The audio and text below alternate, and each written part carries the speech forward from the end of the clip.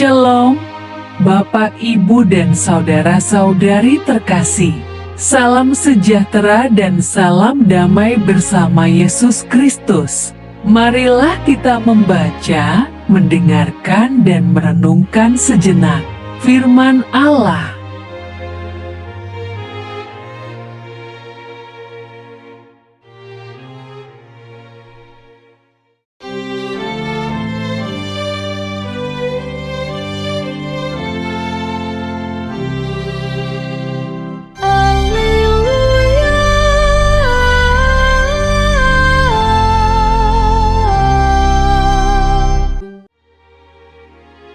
Tuhan bersamamu dan bersama rohmu. Inilah Injil suci menurut Matius. Lihat, aku mengutus kamu seperti domba ke tengah-tengah serigala. Sebab itu, hendaklah kamu cerdik seperti ular dan tulus seperti merpati. Tetapi, waspadalah terhadap semua orang, karena ada yang akan menyerahkan kamu kepada majelis agama, dan mereka akan menyesah kamu di rumah ibadatnya. Dan karena aku, kamu akan digiring ke muka penguasa-penguasa dan raja-raja sebagai suatu kesaksian bagi mereka dan bagi orang-orang yang tidak mengenal Allah.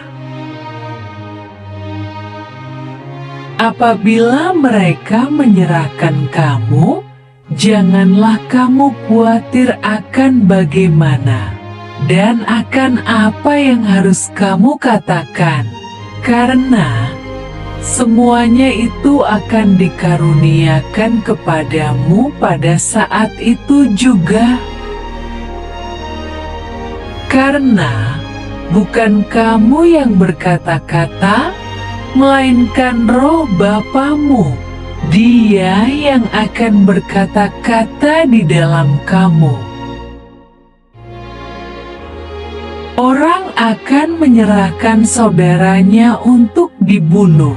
Demikian juga seorang ayah akan anaknya, dan anak-anak akan memberontak terhadap orang tuanya dan akan membunuh mereka.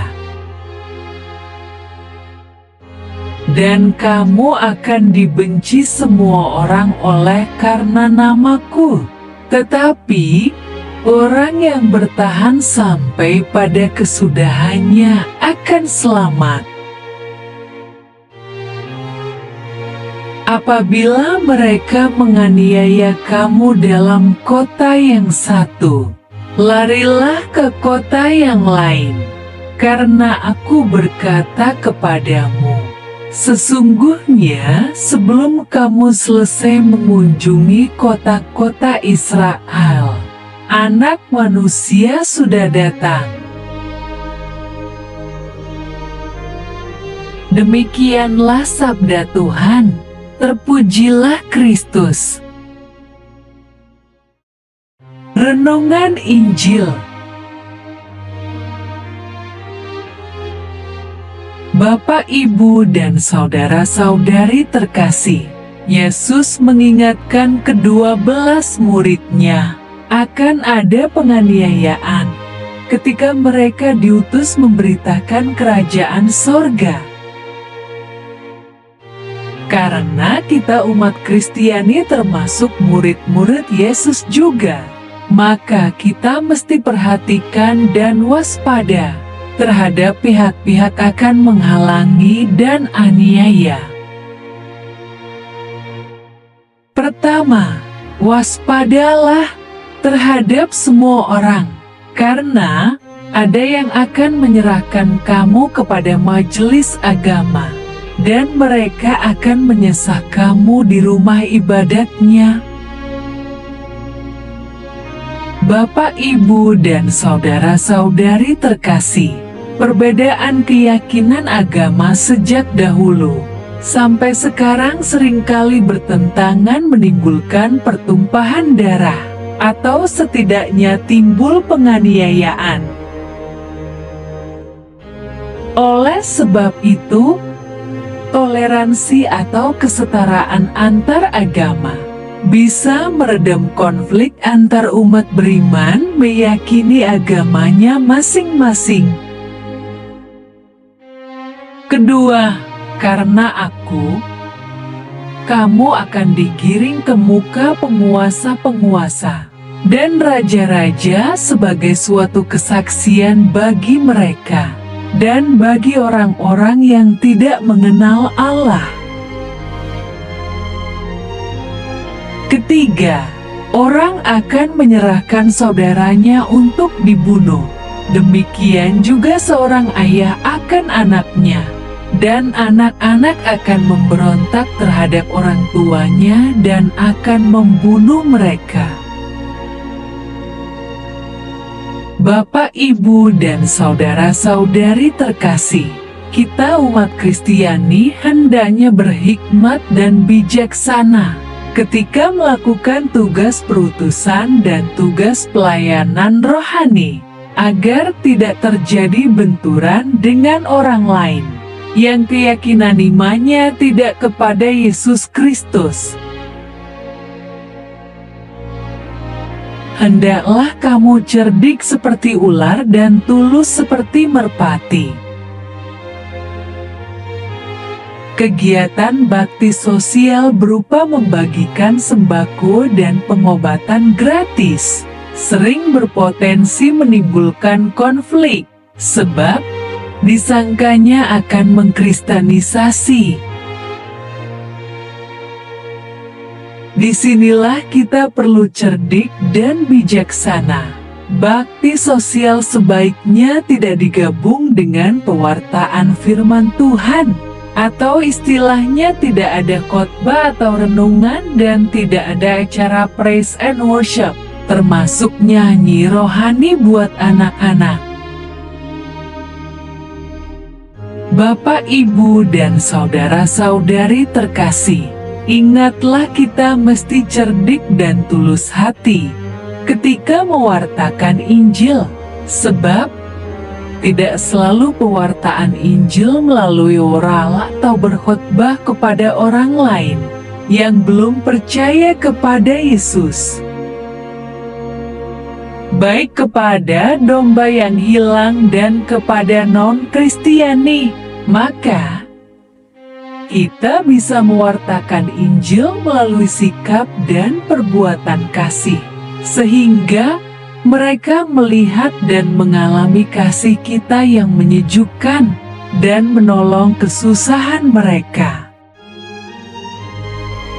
Memang selalu saja ada orang-orang yang fanatik dengan keyakinan imannya, sehingga menolak kehadiran orang lain yang berbeda dengan keyakinan imannya.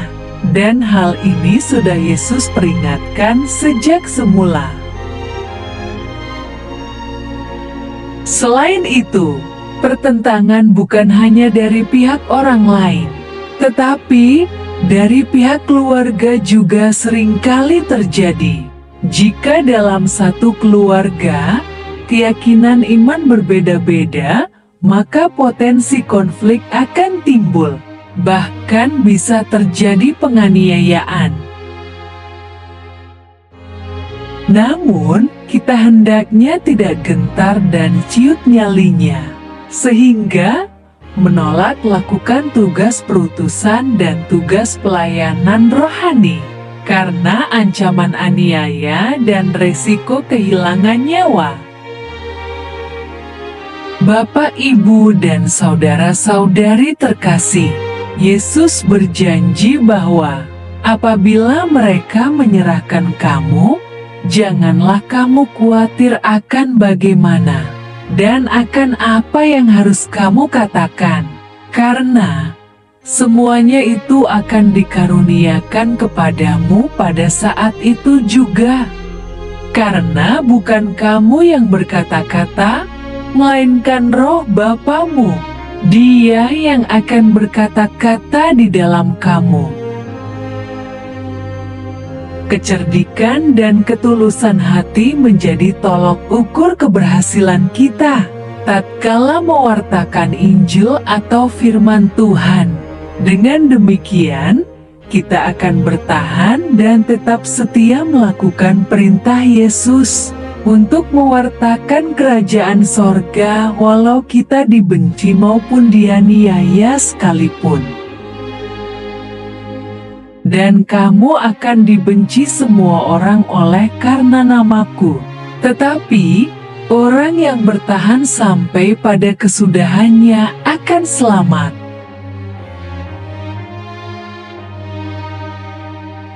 Marilah berdoa. Allah Bapa, sumber pengharapan, Engkau telah mengikat perjanjian dengan semua orang melalui Yesus yang terurapi. Semoga kami selalu berpegang teguh pada Dia dan berkembang menjadi umat yang patuh setia.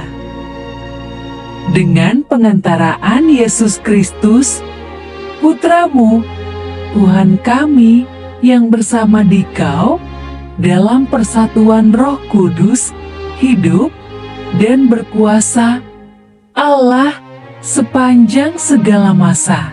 Dalam nama Bapa, Putra, dan Roh Kudus. Amin. Terima kasih sudah mendengarkan dan merenungkan firman Allah. Jangan lupa subscribe dan jangan lupa juga aktifkan loncengnya. Terima kasih, Tuhan Yesus memberkati.